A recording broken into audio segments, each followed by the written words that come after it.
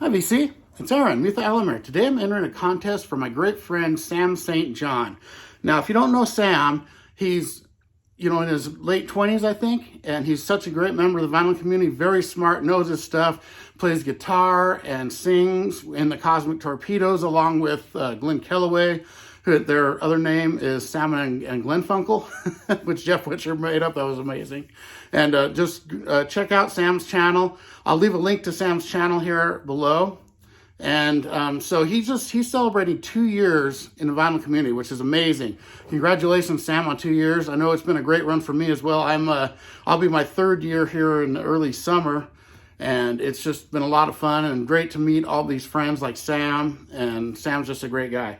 So there's 5 prompts here, and for the first prompt, I'm gonna cheat a little. I hope you don't mind, Sam, if it disqualifies me, oh well. But the first thing I'm supposed to show a box set. Now, I was gonna bring down my Beatles box set, and everyone's been showing Beatles box set. This is gonna be a little bit of a different Beatles box set. And what happened is about a half a year ago, I did a video with Sam St. John and Rich Strickler and Jeff Witcher. And we made up, instead of the Beatles Red album and the Beatles Blue album, I thought it would be a good idea to make a Beatles Yellow album because they left so many great songs off those. So each of us 4 made up our own Yellow album of songs missing from that. And in that video, I created a box set where I put both of these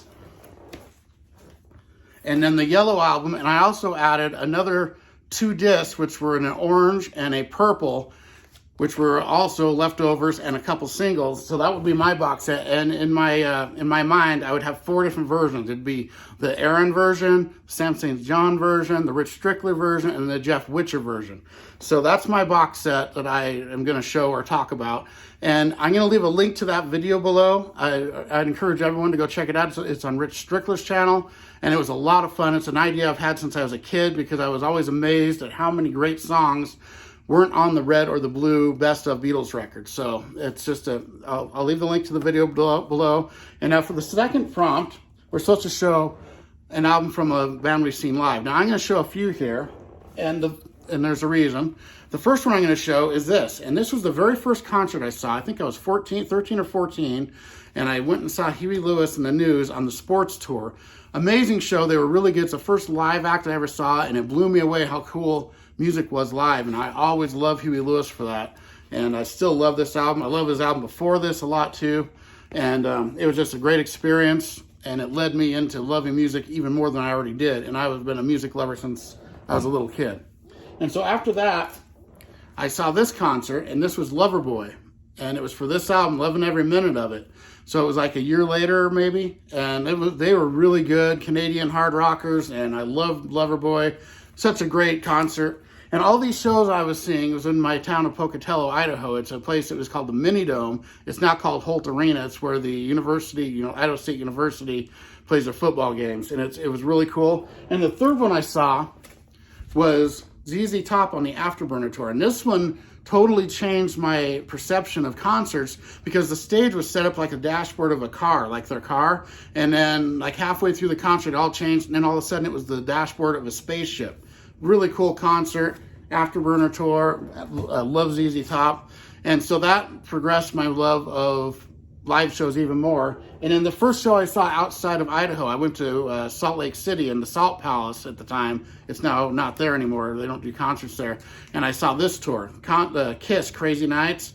And that one was my first heavy metal concert. It was Kiss on Crazy Nights and Anthrax for the Among the Living. So what a great show. Anthrax opening up and Kiss. And I was just addicted to heavy metal. After that I already was, but that really got me addicted to heavy metal. Okay, next up, I'm supposed to show a sealed record. I'll show a couple here. And I know Sam is a huge fan of both of these artists, so I just thought I'd show these. And this here is Elton John's Greatest Hits, but it's Elton John Greatest Hits 1, Volume 1 and 2. So this one's kind of a more rare one. This is an original copy, sealed. It's a RCA Record Club copy, but it's still sealed, original copy of Elton John Greatest Hits Volume 1 and Volume 2. And I also have this, so I'm going to show a box set anyway.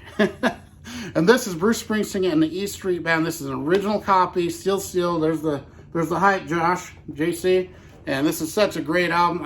I had it when I was younger on cassette, and see, it's still sealed, never been opened. One of these days I'll crack it open and listen to it again. I've heard it over a dozen times when I was younger, so I know it really well, but I just haven't got around to opening this copy.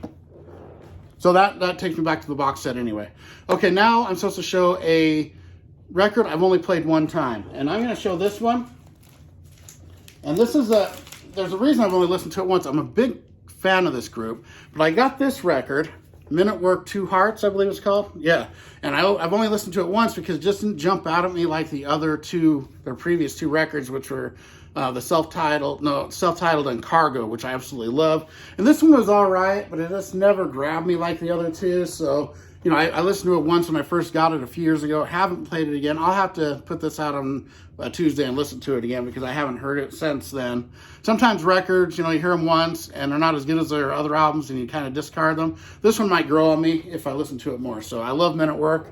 And then lastly, I'm supposed to show a autographed album, and this one here was actually autographed in an in-store by my uncle in Portland, Oregon. His name was Jeff, and he went to Music Millennium, which was a couple blocks from their house, and it's a great record store in Portland, Oregon on Burnside, and I was walking distance from their house. I used to go there all the time when I visited, and he got this when it first came out, and Ozzy did an in-store signing there. So my uncle bought this record and had it signed from Ozzy Osbourne, and he gave it to me. Thank you, Jeff. My Uncle Jeff, great guy.